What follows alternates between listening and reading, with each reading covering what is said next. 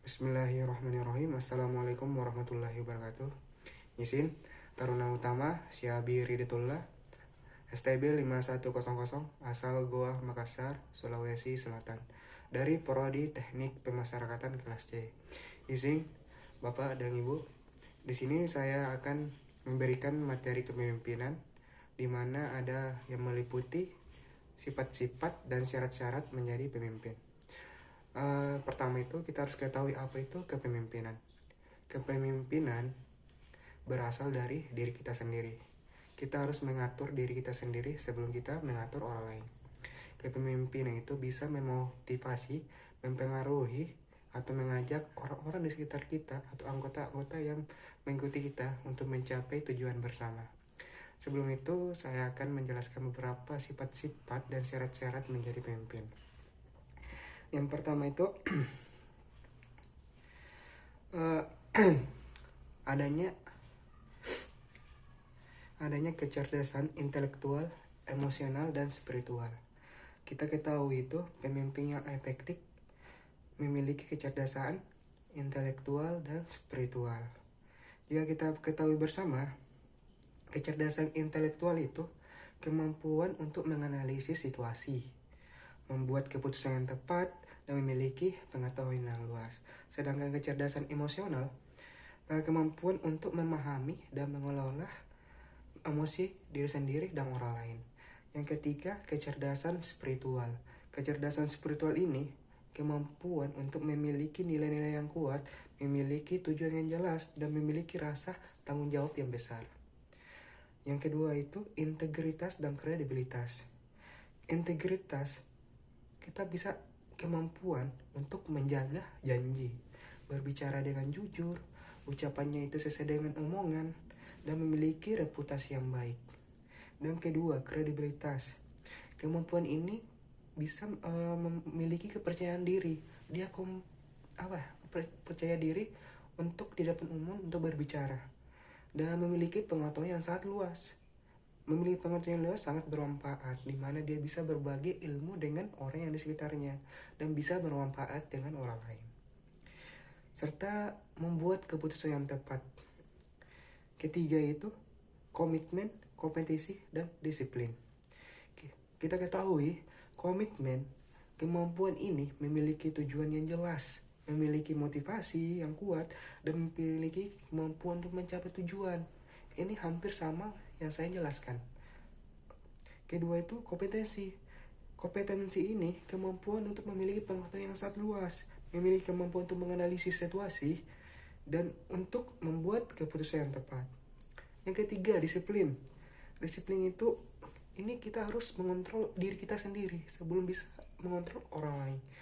Ini bisa mengelola waktu. Kita bisa kayak berbicara berapa menit di depan orang, bisa tepat waktu dalam menyelesaikan pembicaraan dengan baik, dan bisa dipahami pembicaraan kita. Dan di sini disiplin juga kita sama-sama untuk mencapai tujuan yang sama. Yang keempat itu aspek kepribadian atau personality. Kita ketahui kepribadian yang kuat, kemampuan untuk memiliki kepercayaan diri, memiliki motivasi yang kuat, dan memiliki kemampuan untuk mencapai tujuan. Aspek kepribadian ini ada 3. Yang tadi saya jelaskan, kepribadian yang kuat. Yang kedua itu empati, kemampuan untuk memahami dan mengelola emosi orang lain. Sebelum kita memahami, kita harus memahami diri sendiri. Ketiga, kemampuan berkomunikasi. Kemampuan berkomunikasi, kita bisa berbicara di depan umum dengan efektif dan efisien, di mana kita harus berbicara dengan tepat waktu, berbicara dengan bisa orang tersebut bisa memperhatikan kita dengan baik, dengan olah kata yang baik, dan bisa dipahami orang lain. Yang itu yang paling penting, bisa dipahami orang lain sehingga bisa mencapai tujuan bersama. Yang kedua itu aspek pengetahuan, knowledge. Aspek pengetahuan, knowledge, di mana ada 2 aspek di sini yang saya ambil, yaitu pengetahuan yang luas serta kemampuan untuk menganalisa. Pengetahuan yang luas yang saya maksud ini memiliki pengetahuan tentang bidang industri atau bidang yang dijalankan. Pengetahuan yang luas ini, ketika kita memiliki pengetahuan yang luas, maka orang-orang tersebut apa yang dia tanyakan seperti benua, pemimpin ini, pemimpin itu memiliki sifat yang itu, kita bisa ketahui sehingga kita bisa memberikan contoh kepada orang-orang tersebut untuk memahami sifat-sifat pemimpinan tersebut. Seperti contohnya presiden ini memiliki sifat ini bijaksana dan lain-lain. Yang kedua itu kemampuan menganalisis. Kemampuan menganalisis ini aspek pengetahuan atau knowledge. Kita bisa menganalisis kemampuan untuk situasi lah, membuat keputusan untuk yang tepat dan mencapai tujuan bersama. Ini menganalisa ini seperti menganalisis keadaan tertentu. Kita lihat apa di depan kita remaja. Kita harus memberikan motivasi atau pengetahuan di masa modern nih. Karena nanti remaja yang seperti kita akan memimpin bangsa ini. Oleh karena itu kita harus mampu menganalisis dengan baik dan memberikan motivasi kepada remaja tersebut untuk bisa menganalisis waktu yang tepat atau di mana dia bisa olah kata dengan tepat dan situasi yang tepat. Yang terakhir itu aspek pengalaman atau experience. Experience itu ada dua, pengalaman yang luas dan kemampuan menghadapi tantangan. Kemampuan pengalaman yang luas itu seperti seperti ini, percaya diri lah dalam berbicara. Dulu saya tidak percaya diri, sehingga saya mau tampil di depan umum sekali, sehingga kita bisa tampil percaya diri di depan umum dengan memberikan motivasi atau kata-kata yang bermakna, supaya kita mempunyai pengalaman luas supaya remaja tersebut bisa mengikuti kita. Kedua itu kemampuan menghadapi tantangan. Kemampuan ini mengenai tantangan untuk mencapai tujuan dan membuat keputusan yang tepat.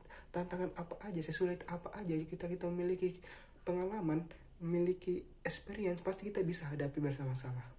Sekian, maaf kurang dan lebihnya tolong dimaafkan karena saya hanya manusia biasa, karena saya di sini juga untuk belajar. Sekian, izin Bapak, sekian dan terima kasih. Assalamualaikum warahmatullahi wabarakatuh.